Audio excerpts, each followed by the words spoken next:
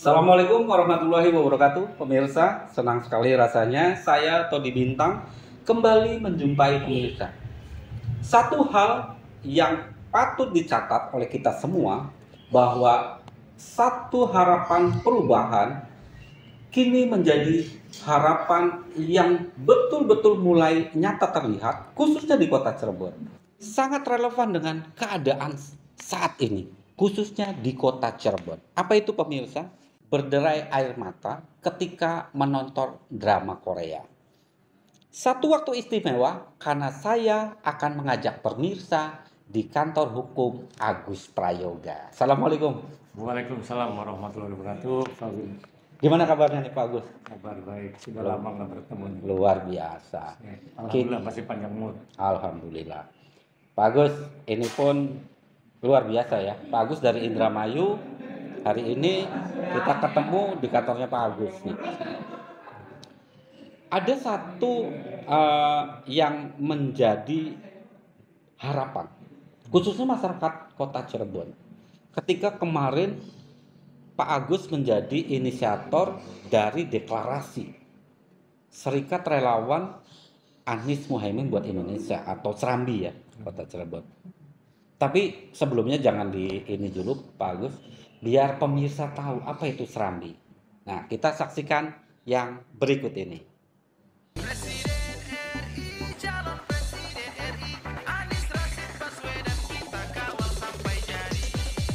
Bertempat di latar kafe Komplek Olahraga Bima, Kota Cirebon, digelar kegiatan deklarasi Serambi Serikat Relawan Anies Mohaimin buat Indonesia. Hari makin dekat, dukung presiden yang hebat, Anies Baswedan yang tepat. Acara deklarasi dihadiri oleh pembina DPP Serambi, Dr. Hamdan Julfa, dan Ketua Umum DPP Serambi, Insinyur David Kolin. Kegiatan deklarasi ini terinisiasi dari 3 tokoh, diantaranya Amus Sarah, Agus Prayoga, dan Dr. As'ad, yang menyatukan berbagai komponen dan simpul relawan yang dihadirkan dalam deklarasi Serambi ini. Begitupun dengan para partai pengusung yang menghadiri kegiatan ini. Forum Komunikasi TNI Polri Perubahan hadir sebagai salah satu bagian dari relawan. Presiden RI, calon Presiden RI, Anies Rashid Baswedan kita dukung sampai jadi. Presiden RI, calon Presiden RI, Anies Rashid Baswedan kita kawal sampai. Seperti yang disampaikan oleh Agus Prayoga dari tim advokat Cirebon yang merupakan bagian dari inisiator deklarasi ini pun menyampaikan bahwa kegiatan ini diikuti dari mulai berbagai latar belakang profesi, termasuk kehadiran forum komunikasi purnawirawan TNI Polri Perubahan. Kenal lelah bersama Anies, ukir sejarah presiden kita cerdas dan gagah.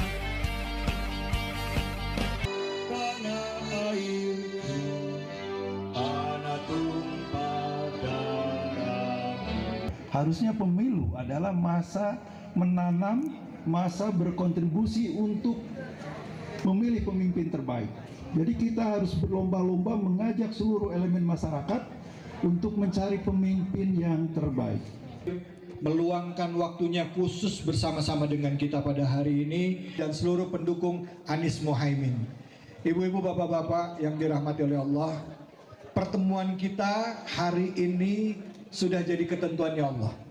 Pada saat ada orang yang takut untuk menunjukkan kemana keberpihakannya, hari ini saya melihat dan menjadi saksi bagaimana bapak-bapak dan ibu-ibu sudah mantap menjatuhkan pilihannya untuk pasangan Anies Mohaimin. Melihat review, melihat sejarah melihat apa yang sudah dilakukan, maka tidak salah pilihan kita untuk mendukung pasangan Anies Mohaimin sebagai Presiden dan Wakil Presiden Republik Indonesia. Harapan kita untuk membangun bangsa kita ke depannya menjadi bangsa yang lebih baik. Jangan biarkan Indonesia emas yang kita harapkan akan berubah menjadi Indonesia cemas. Kenapa? Karena keadaan yang ada pada saat ini. Karena itu kita butuh satu kata kunci adalah perubahan. Perubahan untuk menjadikan Indonesia lebih baik. Wakil Presiden Anies Mohaimin. Anies Mohaimin. Anies Mohaimin. Saya sungguh yakin Indonesia merdeka karena rakyat. Bayangkan dengan persenjataan Belanda yang sangat luar biasa, tetapi mereka kalah dengan bambu runcing. Saudara, kita yakin dengan idealisme kita, koalisi kita, Anies Mohaimin akan menang dengan penuh keyakinan. Yakin? Yakin? Saudara, tidak ada kemenangan tanpa keyakinan. Tidak ada kemenangan tanpa keyakinan. Saya ingin betul dalam hati kita masing-masing, dan kita buktikan yang terpilih nanti bukan presiden survei. Ridha Allah Ta'ala akan berjuang dengan segala daya, upaya, tenaga, dan harta untuk memenangkan Anies dan Mohaimin menjadi Presiden Republik Indonesia tahun 2024-2029.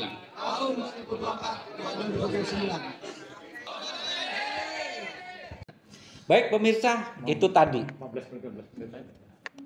Begitu gegap gempitanya masyarakat yang berharap perubahan untuk kota Cirebon dan Indonesia. Dan tentunya hari ini sebuah kebahagiaan kita bisa bersama seorang Agus Prayoga, pengacara senior di kota Cirebon, tapi beliau tetap low profile. Dan hari ini alhamdulillah pemirsa, kita berada di kantor hukum Agus Prayoga ini tentunya ingin sejauh mana, apa yang ingin didorong oleh seorang Agus Prayoga untuk menjadi seorang inisiator deklarasi pemenangan pasangan Anies Mohaimin atau nomor 1 khususnya di kota Cirebon. Kita tanya langsung saja, Pak Agus, ini kalau boleh tahu nih gimana ceritanya nih? Ya, kok yang saya tahu kan dulu Pak Agus tuh dekat mengusung seseorang, sudah berhasil gitu kan. Mengusung satu lagi, berhasil lagi. Nah, tiba-tiba kita ketemu dan Pak Agus mengusung seorang Anies Baswedan. Ini boleh diceritakan? Boleh, justru. Terima kasih Mas Rudi. Justru itu yang ingin saya sampaikan kenapa saya terlibat di sana. Pertama, saya dulu terlibat di Pilpres Pak SBY. Tapi dulu bukan saya inisiatif masuk, tapi ada yang mengajak. Iya. Ada seseorang yang kita dukung juga. Jadi tim advokasi SBY 2 kali, bahkan tim advokasi anggota dewan dan lain sebagainya. Itu saya terbawa sehingga saya masuk partai tertentu.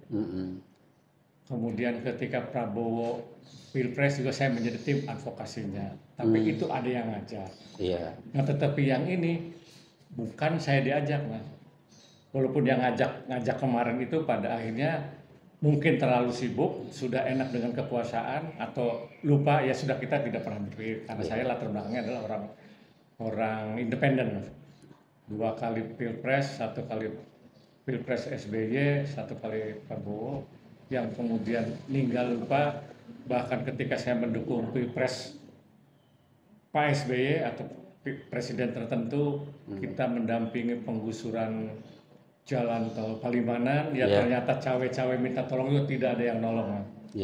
Dan ketika saya juga mendampingi penggusuran para pensiunan kereta api, Saya nyambat kemana-mana pun tidak ada yang menolong. Bahkan menghadap pejabat tertentu yang kita dukung, permintaannya hanya tolong jangan ada main hakim sendiri, harus melalui proses hukum. Oke, tapi faktanya tetap diusir dan tidak membantu apa-apa. Tapi itu pengalaman dari masa lalu. Nah, sementara saya dengan kenalnya Anies pun tidak pernah mengenal dengan baik, tetapi beberapa tahun yang lalu memang ketika Mas Anies masih jadi rektor pernah ketemu di momen tertentu. Menjemput seorang tokoh Cirebon ke tempat tertentu, yang ini saya yakin walaupun di satu sisi sedikit perbedaan partai, suatu saat akan ketemu. Nah, ada keyakinan seperti itu ya? Ada keyakinan, artinya tokoh Cirebon yang pernah ketemu Mas Anies. Nah, saya ketika mempelajari keadaan Pak Prabowo kok seperti itu, kemudian saya juga mengagumi sosok Pak Mahfud MD, Pak Ganjar. Lah kalau bicara misalnya milih Prabowo atau Ganjar, tidak ada Pak Anies mungkin bisa Prabowo. Tapi ketika ada Pak Anies saya apalagi ketika pengumuman kemudian ada MK itu Mas. Saya terus saya berimprovisasi sendiri melalui medsos. Dan entah kenapa yang lain belum pada berani, saya mendahului. Saya karena tidak pernah punya beban itu, tidak diminta, tidak apa. Tiba-tiba ada yang dari Facebook mengajak, Pak Gus mau nggak ikut deklarasi. Saya kan kerjanya bukan ikut deklarasi, nggak ngurusin partai, nggak apa. Tapi saya hari itu berangkat jam berapa? Jam 10, ya lihat situasi lah. Tapi ternyata jam 10 belum ada kabar, malah bilangnya jam 12 Pak Gus. Sayanya iya aja Mas, saya ikut ke Jakarta. Kala itu ya? Kala itu. Dan saya tidak pernah mengenal orang ini, yang sekarang namanya Ahmad Mas Yani itu. Dengan Pak Musara juga baru kenal perjalanan dari sini ke Kertasura. Dia pakai sarung, naik mobil, jam 12 sampai di sana subuh, tiduran di mobil, ikut deklarasi. Deklarasinya sederhana di tempat dekat pasar, tetapi saya pertama memang sudah mengagumi Pak Anies dan memantau tim-timnya. Saya mendengarkan langsung ceramahnya dari Pak Hamzan Zulfa, Pak David, Pak Sauki. Wah, semakin merinding, semakin berani. Jadi ada hal-hal yang memang persis saya rasakan tentang negara tidak dalam keadaan baik-baik saja, tentang kriminalisasi, tentang korupsi. Jadi keanehan-keanehan saya yang ingin digelorakan selama ini, padahal saya kan sebenarnya udah mau pensiun. Tapi saya terbangkit kembali semangat itu. Ya akhirnya pulang dari sana, saya berinisiatif, padahal kalau dibilang uang juga nggak ada, modal nggak ada. Tadinya awalnya mau di Padepokan, komunikasi ini hitungannya sekian juta, wah duitnya langka, kalau urusan 100-an juga nggak ketemu gitu. Pindah lagi ke mana, pindah lagi di hotel milik temen, nggak, tiba-tiba terakhir menemui tokoh masyarakat, seorang dokter, coba hubungi Pak Hasan. Ketika menghubungi langsung, dan ketika menghubungi, ayo ketemu di tempat jam sekian. Cuman saya ternyata di Losari, Pak Dokter saya nggak bisa, bagaimana kalau bertemu dengan Pak Musara aja. Akhirnya jadi ketemu.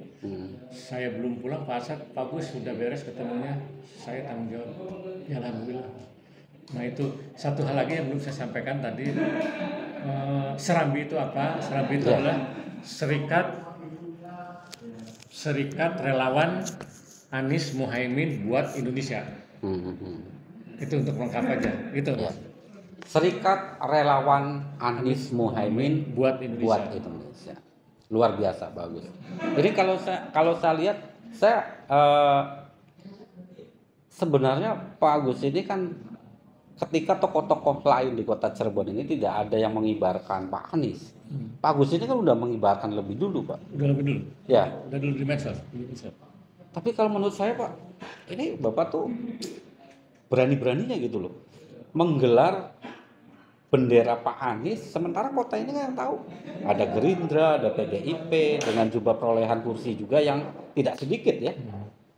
Itu apa yang memotivasi itu? Ya bagi saya, anggota dewan terbanyak dari manapun, partai manapun tidak ada pengaruh untuk saya.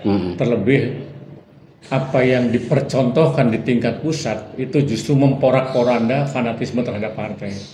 Ya mohon maaf, buktinya Bu Mega dengan Pak Jokowi begitu berantem, yang menurut saya itu kan juga miris, menyedihkan dan sekaligus memalukan. Itu kan tidak mendidik, tidak ada kesetiaan. Bahkan ada seseorang yang masa lalunya ngeranapi, susah, masuk partai, cium tangan, sampai menjabat tiba-tiba pindah partai.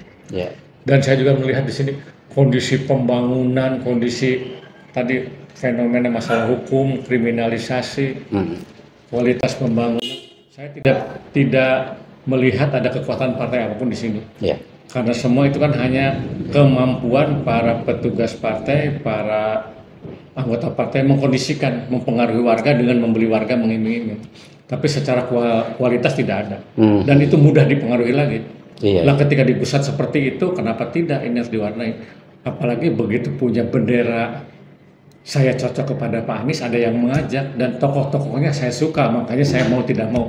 Dan kalau saat itu Pak Arsyad juga ternyata tidak ada, ya saya tentu akan melangkah lebih jauh, terpaksa mendatangi tokoh untuk urunan, Mas. Tapi ternyata baru 1-2 langkah sudah ada yang mensponsori, ya alhamdulillah.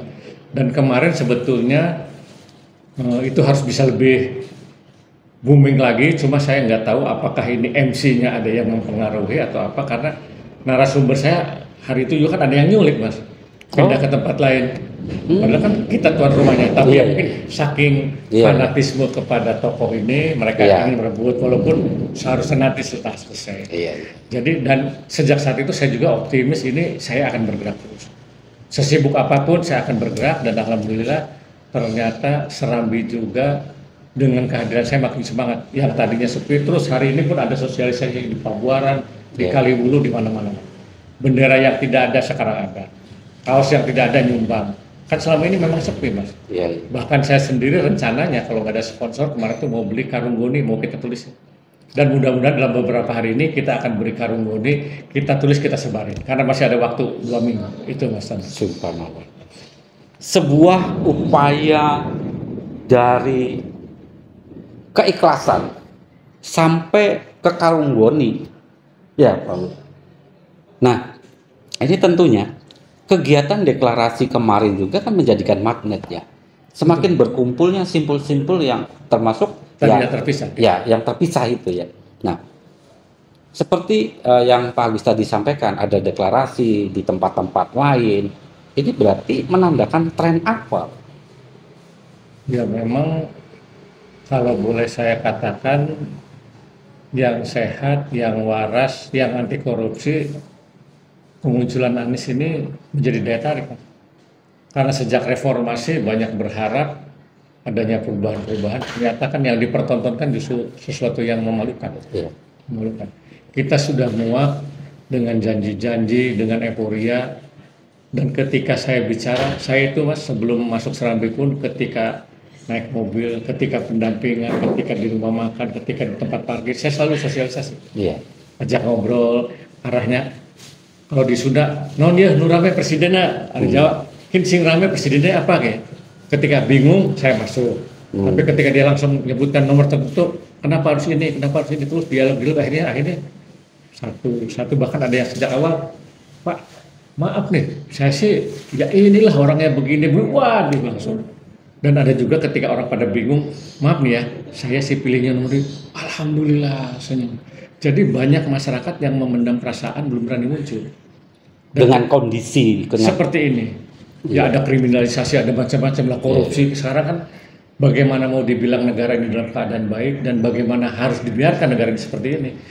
Ada peristiwa fenomena Freddy Sambo, Teddy Minahasa, sampai sekarang Firly Bahuri, itu kan mengerikan. Kapan lagi kita membenahi? Sementara figur Pak Anies Baswedan ini saya kira 50 tahun yang akan datang tidak akan ada lagi. Orang memang melihat kekurangan apa akibat masukan-masukan yang keliru. Tapi kalau dengan hati nurani, saya yakin dia yang terbaik. Oke. Yang terbaik itu adalah sebuah harapan kita semua. Dan pemirsa, kita nanti akan mencoba sejauh mana keberadaan dari relawan Anies Baswedan di Kota Cirebon ini setelah yang satu ini. Calon Presiden nomor urut 1 Anies Baswedan mengisi acara orasi yang dihadiri ribuan warga di alun-alun Sangkala Buana Kasepuhan Cirebon dan mengunjungi Vihara Welas Kasih bersama dengan sang istri.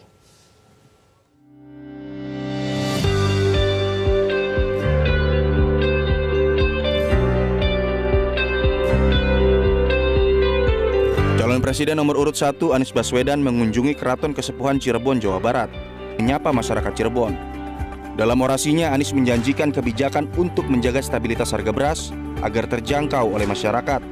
Anies menggarisbawahi pentingnya keberlanjutan pasokan beras yang memadai untuk memenuhi kebutuhan pokok warga.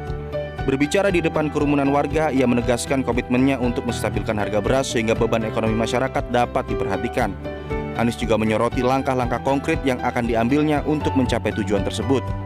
Dalam konteks ini, Anies menyampaikan rencananya untuk meningkatkan produktivitas pertanian dan memperkuat kerjasama antara pemerintah dan petani lokal. Apa yang sesungguhnya terjadi di negeri ini? Banyak urusan-urusan mendasar tidak dibereskan. Betul? Ibu bapak, harga beras murah atau mahal?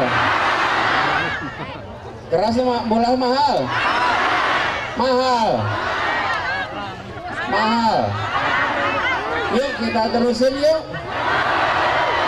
Kita lanjutkan yuk. Nggak mau dilanjutin. Jadi butuhnya apa?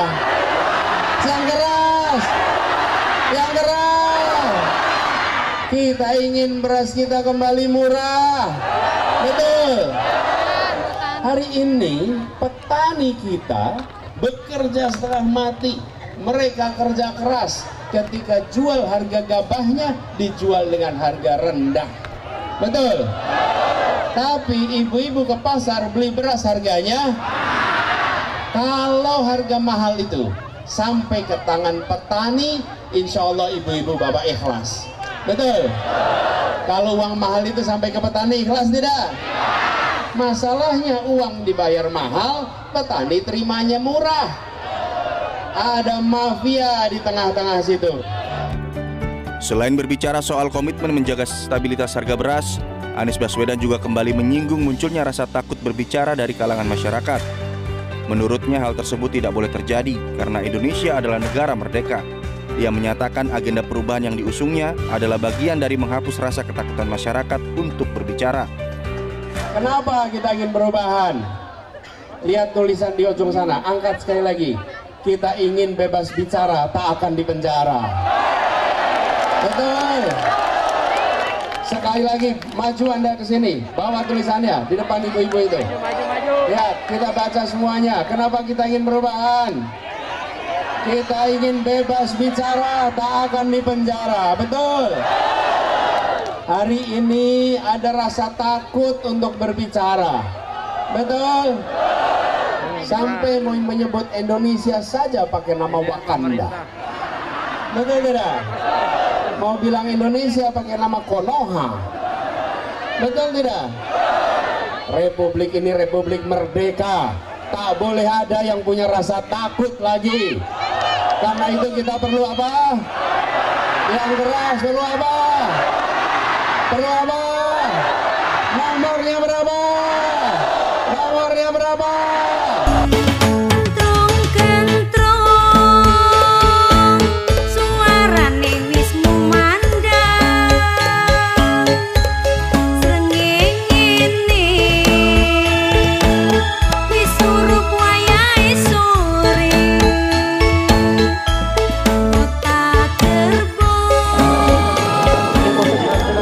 Gambarkan bahwa kehadiran komunitas Tionghoa di kota Cirebon telah menjadi bagian dari kota ini, dan kami tadi sampaikan bahwa Indonesia merupakan negara yang bangsanya memiliki rasa persatuan yang luar biasa kuat. Kita sering menyebut slogan Bhinneka Tunggal Ika sebagai filosofi yang kita saksikan operasionalisasinya keseharian. Kata kuncinya adalah tunggal. Bagaimana yang beragam itu menjadi satu kesatuan. Dan di sini kita menyaksikan betapa mereka semua menjadi bagian dari kehidupan masyarakat kota Cirebon. Saya tadi datang untuk menyapa, untuk mendengarkan aspirasi, sekaligus juga menyampaikan pesan bahwa kami sedang membawa agenda perubahan. Dan kalau kami melihat memang untuk agenda Anies Baswedan di Jawa Barat, khususnya di Kuningan dan juga Cirebon ini menyasar beberapa kalangan, bukan hanya kalangan kiai ataupun juga muslimin saja yang berada di pondok pesantren, melainkan juga beberapa kalangan lainnya, seperti tadi pun juga berdialog dengan sejumlah milenial, kemudian masyarakat dan juga para pedagang. Dan di sini Anies ini mencari aspirasi masyarakat dan juga menyampaikan gagasannya terkait dengan visi misi untuk menuju Pilpres 2024. Calon Presiden nomor urut 1 Anies Baswedan melakukan kampanye di kota kelahirannya di Kuningan, Jawa Barat. Anies ditemani istrinya Ferry Farhati saat nostalgia berkunjung ke Pasar Kepuh Kuningan sambil menyapa warga dan pedagang serta membeli jajanan pasar. Ya, siap dukung? Siap. Dukung nomor 1. Nomor berapa? 1. Dukung nomor 1. Namanya siapa? Amin. Wakilnya? Amin. Singkatannya? Amin.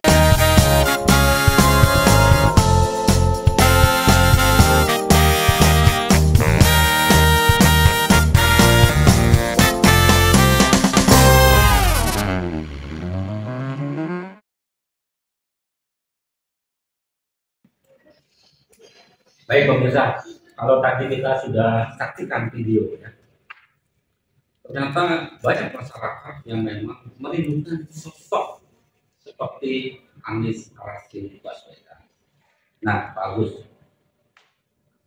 setelah deklarasi, setelah berketemunya dengan simpul-simpul, keyakinan Pak Agus untuk memenangkan Anies di Kota Cirebon seperti apa?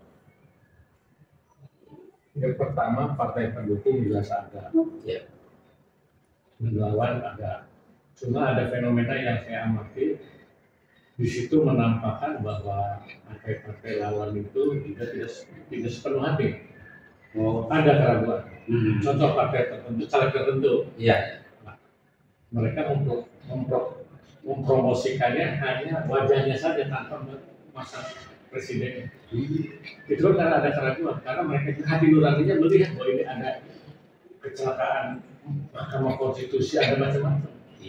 Yang kemarin mulai diperlihatkan menjadi musuh bersama. Saya kira itu menjadi daya tarik. Dan yang seperti tadi saya sampaikan, banyak yang sembunyi-sembunyi. Tapi itu jumlahnya tiap hari dapat terus. Saya tidak pernah ketemu orang langsung kumpul di sebelah. Ternyata ketemu lagi orang nomor satu. Ketemu lagi nomor 1. Karena yang memang kita anggap tiga-tiganya bagus. Tapi yang satu mungkin ya pada akhirnya sudah dipertontonkan menjadi musuh bersama. Walaupun dari sisi yang lain dan dari pendukungnya, bahkan pendukung nomor lain pun mengatakan gua milih ini, tapi kemungkinan curang main duitnya ini. Tapi silahkan, saya karena skenario manusia bisa dikalahkan juga dengan skenario Tuhan. Nah itu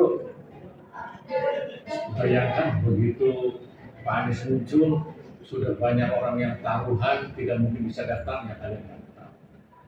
Daftar juga ternyata lebih dahulu. Mereka yang duitnya banyak, daftarnya terakhir, komposisinya juga malah kontroversi. Dan ketika diundi nomornya nomor 1. Ketika pengumuman pendaftaran, saya juga heran, aneh bin ajaib. Di tiap kampung tuh panggung sporadis, ada semua. Saya tidak tahu siapa yang menyediakannya, tapi memang terkondisikan.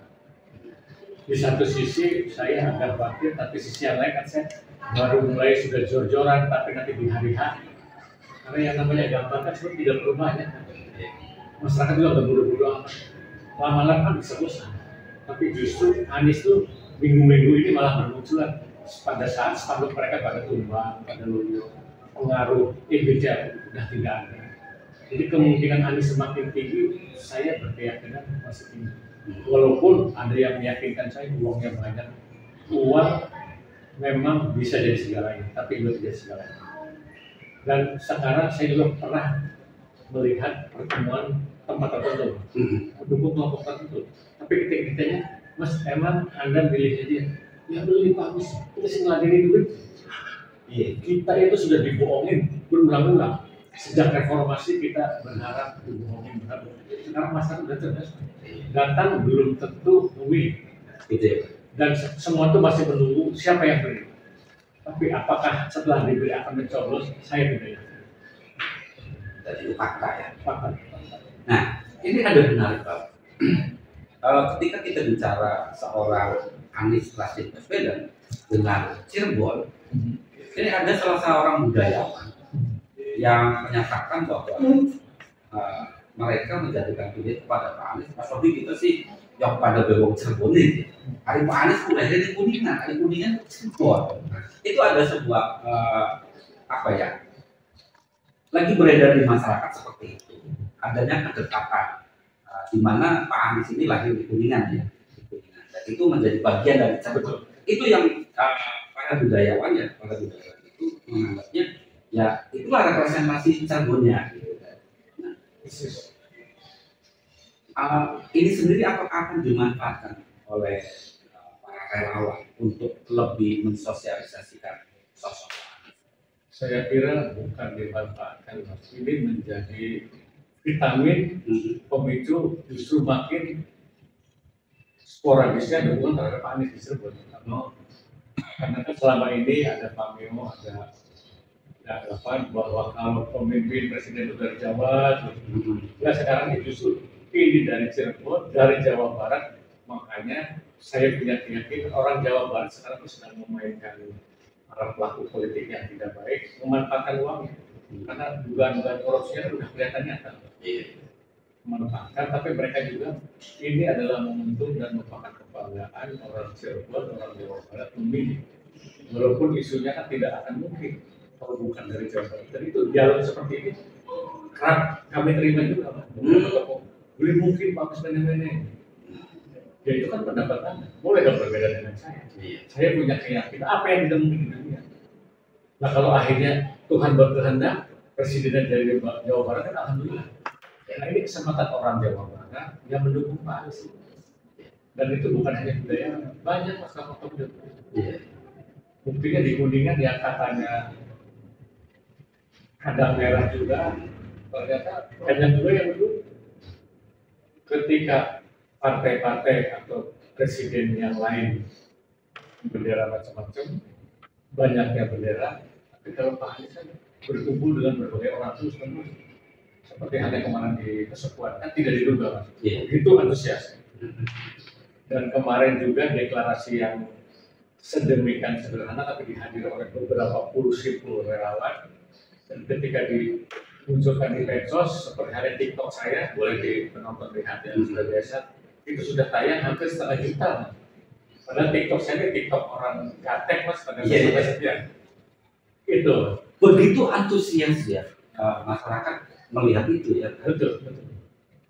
Dan dari komentar sekian puluh ribu, mungkin yang gini tentang jual tanah berapa karung, berapa sekop, berapa kresek, dari sekian ribu hanya beberapa liter. Dan itu pun mereka tidak berani menyangka, tapi selebihnya adalah mendoakan.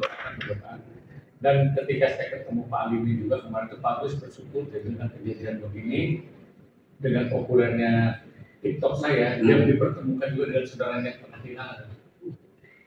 Kemarin ketemu begitu, Pak Gus, ini berkat doa teman-teman, alhamdulillah kita jadi ketemu. Dulu kita sih mau bisa ketemu. Itu salah satu manfaat yang dia rasakan. Beliau kan hadir ketika deklarasi. Justru ketika nonton ini jadi viral, kemana-mana saudaranya yang jauh, yang mungkin karena jarak dan sebagainya ketemu akhirnya. Itu Ibu Haji Alimin, jadi salah satu lumayan. Dan dia sampai sekarang pun masih berkeyakinan Pak Anies akan sebagai referensi. Dan energi-energi positif itu yang akan diwadahi oleh Serambi ya, khususnya di Kota Cirebon. Nah, untuk saat ini nih Pak, kan ini tinggal beberapa hari lagi ya, di bawah paling kita 39 hari lagi ya kalau tidak salah, 39 hari lagi. Ada target ya Serambi untuk memenangkan Anies ini berapa persen di Kota Cirebon? Ya sesuai yang disampaikan Pak Hamdan itu Pak David seluruh Indonesia ini kalau bisa 60%. Dan target Serambi itu menyerap anggota 2 juta. Dan ketika deklarasi saja tuh sudah 900 lebih, bahkan hampir 1 juta. Saya punya keyakinan dan saya juga tertarik Serambi itu Mas. Ketika saya baru mengenal langsung registrasinya luar biasa. Hanya daftar, registrasi, foto KTP, foto diri, langsung keluar. Jadi betul-betul terregistrasi. Dan yang sekarang diikuti oleh simpul-simpul yang lain diregistrasi juga. Cuma saya ingatkan kepada yang sudah pernah terregistrasi, jangan diregistrasi lagi ke tempat lain, karena nanti double. Ini kalau udah Serambi, kalau grup ini. Gitu. Baik Pak, kalau kita flashback lagi ke kemarin terkait dengan deklarasi Serambi, itu kan yang hadir itu kan adalah perwakilan nelayan, perwakilan buruh, perwakilan pegawai pabrik, karyawan pabrik gitu. Dari yang ada itu, apakah itu sudah berapa persen itu Pak kemarin yang hadir deklarasi dari simpul-simpulnya? Acara itu kan sangat mendadak. Simpul relawan di sana hadir, tapi yang hadir itu bukannya simpul relawan aja. Ternyata ada perwakilan nelayan. Jadi teman-teman yang baca status saya yang mulai saya pun hadir. Jadi itu kombinasi antara simpul relawan maupun orang-orang lainnya, dan bahkan orang-orang yang berada di kubu sebelah. Mereka sendiri merasa jenuh, merasa ini. Cuma ada yang bilang, Pak, saya PNS, Pak, saya ini, maaf, tapi saya mendukung. Itu betul-betul. Dan Bapak ini kan adalah salah satu tokoh pengacara senior di Cirebon yang mengkoordinir, advokat kota dan kabupaten Cirebon ini yang ikut terlibat aktif dalam deklarasi. Kalau dari para advokat sendiri gimana? Ya sebetulnya tidak semua advokat, makanya saya tidak mengatakan itu oleh semua advokat. Tapi advokat di Cirebon yang tentunya yang sependapat. Karena di antara advokat juga ada yang jadi caleg dari partai tertentu, ada yang masih menunggu, ada yang komersil, tapi yang sehari sudah ada. Dan termasuk itu tadi, saya sih di belakang mesti dimunculkan, Pak. Saya udah lagi megang klien dari partai tertentu, tapi secara umum mana kalau ada macam-macam pada siapa. Tapi dari hati ke hati, dan saya yakin Mas bukan hanya partai pengusung saja yang mendukung.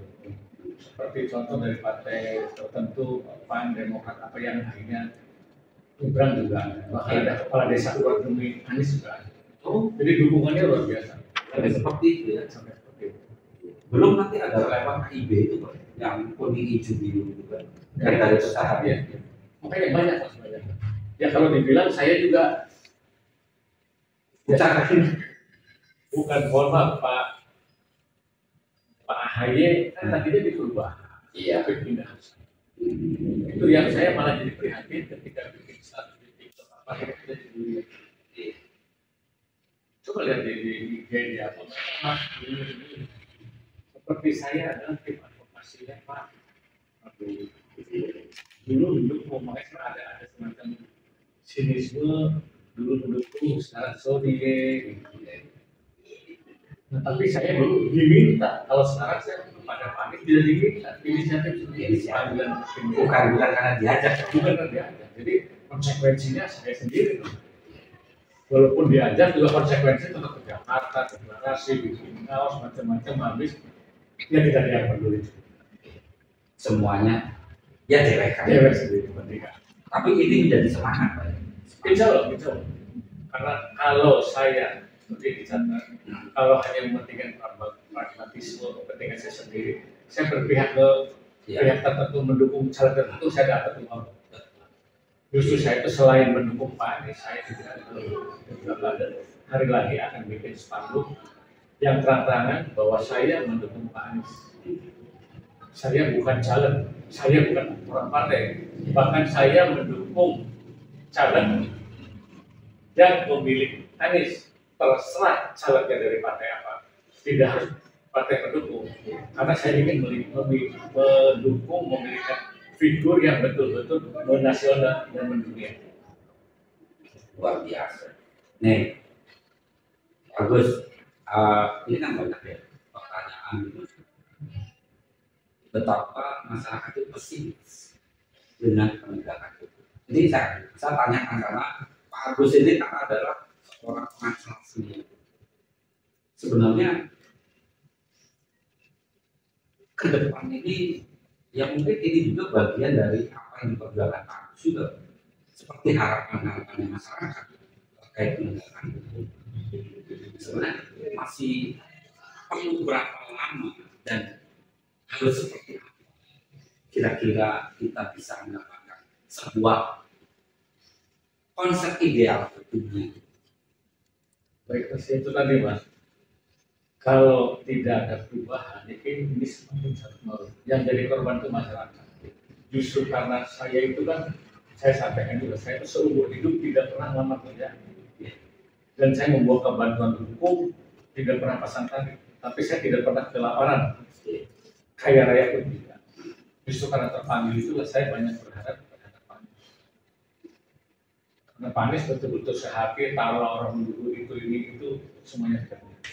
Karena semuanya, dan saya makin bangga lagi tuh Pak Anies bekas menteri, gubernur, ternyata tidak kaya raya. Tidak menampilkan bawah. Justru saya itu sedih ketika ada pejabat yang dulunya bersahaja bahkan nggak punya apa-apa, sekarang kok bangga pakai mobil mewah, yang seharusnya malu. Nah, kenapa saya bertahan terus di bantuan hukum? Karena kita banyak orang-orang yang bertahan itu bukan karena proses hukum, karena ketidaktahuan, karena tidak punya duit, karena apa? Dan korban kriminalisasi. Kalau di kasus-kasus narkoba yang namanya itu perburuan, jadi tersangkanya sekian, tapi ini ada duit, korbankan yang tidak duitnya itu bisa. Cuma kita melakukan pembelaan juga susah, pengaduan pun susah. Dulu ketika ada oknum polisi ngadu, ada propam, ada macam-macam pun tidak efektif. Kata orang malah jeruk makan jeruk. Tapi sekarang ada harapan baru dengan adanya peraturan polisi nomor 8 tahun 2021 kalau salah. Sehingga itu juga yang pakai dasar memproses Pak Freddy Sambo dan sebagainya. Nah sekarang polisi sedang berbenah dan saya mendukung. Karena kalau tidak kita akan berlaporan, propam itu sudah mulai menampakkan diri. Sehingga bagaimana membesarkan kewibawaan propam ini supaya penegakan hukum. Di samping penegakan hukum itu ada lagi yang kedua adalah moral para penegak hukum itu sendiri. Makanya sumber daya alam, sumber daya manusia, moral. Ya kalau di atasnya korup, di bawahnya apalah. Kalau di atasnya bersih, sebenarnya yang ke bawahnya sebenarnya semua. Itu sebuah korelasi yang itu yang saya. Jadi, ya mudah-mudahan ini harapan masyarakat Indonesia juga Pak ya, termasuk atas. Nah, terakhir bagus. Apa yang akan dilakukan bila mana Anies Baswedan terpilih menjadi presiden? Apa yang pertama kali Pak? Dan tentunya bahagia. Kedua mendukung dan mengamankan beri masukan. Tapi dari visi, dari gerakannya, dari kecerdasannya dan kecerdasan memanfaatkan IT, adanya HP, adanya CCTV itu sebetulnya dari dulu saya itu berkeinginan. Jadi seorang bupati, wali kota, camat itu sebetulnya kerja tidak perlu sampai turun ke lapangan macam-macam. Cukup alat-alat IT, CCTV itu digunakan di kantor, dipantau apalagi sekarang ada drone. Tapi itu kan berjalannya baru sekarang, sekian 12 tahun yang lalu sudah bisa digunakan. Dan sekarang juga contoh mengurusi KTP, distrik capil masih ada sulit. Bahkan ke stasiun masih ditanya KTP. Namanya siapa atau kartunya namanya siapa dicek, kartu sudah keluar, sudah tersimpan ya. Jadi nggak usah dibawa-bawa lagi. Itu yang itu juga harus diperbaiki. Kalau memang mudah ya mudah. Itu. Jadi kita akan mendukung dan saya tidak minta apa, tapi akan beri kalau ada format bisa memberi saran dan masukan ya kita. Dan saya juga sudah berkomitmen dengan Pak Dr. Asad di latar kafe itu nanti akan dibentuk semacam wadah untuk menggodok para tokoh masyarakat atau calon yang membangun daerah ini. Memilih anggota dewan tidak melihat partainya tapi kualitas. Jadi apa yang disampaikan kemarin menjadi kawat candra di muka. Itu saya harapkan dari dulu pun nggak ada. Kan di situ itu mas insinyur sarjana yang dari Jerman, dari Belanda, dari Inggris, dari Amerika ada semua. Kemudian sama satu, sama dua. Iya. Kita lihat di Jalan Pemuda Ujung banjir dari dulu kan ada gedung. Saya malah khawatir di kantor sekda juga ini bagus apa enggak. Kalau protokol yang kasat mata saja harusnya keluar udah aman. Kekhawatiran ini saya buktikan dengan apa yang di kabupaten itu, yaitu yang harus dibenahi itu. Sumber daya alam sudah besar, gunung hutan itu sekarang udah nggak ada yang mengatakan kalau tidak diselamatkan dari sekarang. Penghijauan pun saya tidak pernah mendengar lagi revitalisasi sekarang seperti apa. Coba Mas Dodi jalan di jalan tol memang enak lurus, tapi jangan coba-coba kalau mobilnya jelek, membahayakan.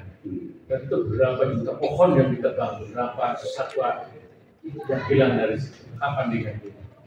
Jadi jangan heran kalau akhirnya belum jadi padang. Tempat wisata memang banyak, tapi itu dulunya kan hutan-hutan. Sekarang kita melihat undang-undang aja udah nggak ketemu lagi. Jangkrik juga udah nggak ada, papaton juga udah nggak ada, penggeret juga nggak ada, sampai situ. Ditambah ekses dari medsos, ada kultur, ada biasa yang berubah. Anak-anak sekarang mau berubah. Kalau dulu itu kita ngopi pagi supaya tidak pusing, supaya melek. Sekarang ngopi itu kapan? Pada saat orang tidur pada ngopi jam 8, yang penting pulsa diisi sampai subuh.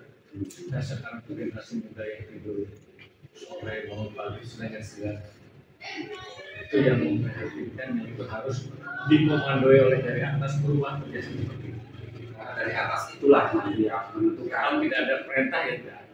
Ya sebetulnya kalau boleh saya jujur, menangani COVID juga kenapa harus pakai vaksinasi dan sebagainya. Kalau misalnya diperintahkannya tiap kali masyarakat olahraga di Korea, kasih susu, telur, bubur kacang hijau, mungkin beda lagi. Karena faktanya tukang kayu, tukang sampah hanya kena COVID. Tapi ketika ditakut-takuti COVID bahaya mati, banyak yang mati. Jadi karena psikologis itu masalah. Sebuah informasi pengetahuan yang sungguh sangat berharga bahwa dari kenikmatan, keikhlasan dan menentukan pilihan siapa yang akan didukung ke depan, inilah yang menjadikan sosok Agus Prayoga, sosok bersahaja, pengacara senior di Kota Cirebon yang kadang-kadang masih dipaksa untuk tampil. Nah, sekarang ini kita banyak mendapatkan pengetahuan dari ini. Ini di sesi penutup ini, Pak Agus, ada yang barangkali Pak Agus ingin sampaikan ke pemirsa terkait kondisi sekarang ini. Silakan. Intinya betul apa yang dikatakan oleh Mas Pemerintah. Saya ini kan sebetulnya sudah lelah juga, Mas. Sudah punya anak cucu, tapi dengan keadaan masyarakat pada umumnya di Indonesia khususnya juga, saya terpaksa turun tangan lagi. Walaupun lelah, tapi saya merasa justru kalau saya diem, saya kalau menikmati hidup, aset sudah ada mas tinggal dinikmati aja. Ngapain ngurus yang magang-magang? Tapi ternyata saya justru bahagianya ketemu seperti ini. Tiap hari kadang nyupir sendiri, yang lain belum datang, saya berangkat. Nggak ada yang nyapu pun saya nyapu. Jadi saya berharap dengan Pilpres kali ini, dengan era perubahan, mari kita bangun itu teman-teman. Karena di beberapa capres yang lain pun saya yakin hati kecilnya mengakui keunggulan. Dan ketika Pilpres berakhir, mereka juga akan mendukung, tidak mungkin jadi oposisi. Karena banyak hal-hal yang bisa membahayakan menjadi oposisi. Tapi kalau merangkum, insya Allah Pak Anies juga bisa. Jadi mohon maaf kalau saya akhirnya tampil kembali karena belum ada yang tampil, saya mendahului. Semoga yang lainnya ikut muncul tampil. Terima kasih. Dan akhirnya pada muncul ya? Pada bermuncul. Baik, ini tak terasa. Bagus. Mungkin nanti saya dengar katanya dari Ayo Center ini kan akan launching ya. Launching podcast dalam rangka memberikan penerangan hukum kepada masyarakat. Nah, ini pun tentunya menjadi harapan yang ditunggu oleh masyarakat. Minimalnya masyarakat mendapatkan informasi terkait masalah hukum. Nah, ini ya mudah-mudahan ya menjadi sesuatu yang positif dan energi untuk menyambut perubahan itu. Baik, bagus, terima kasih atas waktunya. Kita nanti tentunya akan melanjutkan diskusi kita ini. Dan pemirsa, akhirnya waktu juga yang memisahkan kita, namun kita terus akan menyampaikan informasi dan berkabar hal-hal perubahan yang ada di kota maupun Kabupaten Cirebon. Saya Tony Bintang, mewakili kerabat yang berjaya bertugas, mengucapkan terima kasih. Wassalamualaikum warahmatullahi wabarakatuh. Satukan tekad, mari melangkah dalam berjuang, tak kenal lelah bersama Anies. Ukir sejarah presiden kita, cerdas dan gagah. Satukan tekad, mari melangkah dalam berjuang, tak kenal lelah bersama Anies. Ukir sejarah presiden kita, cerdas dan gagah. Laut yang luas, indah membentang, hutan yang lebat, teduh dipandang. Laut yang luas, indah membentang, hutan yang lebat, teduh dipandang. Mari kelola anugerah Tuhan bersama Anies Rashid Baswedan.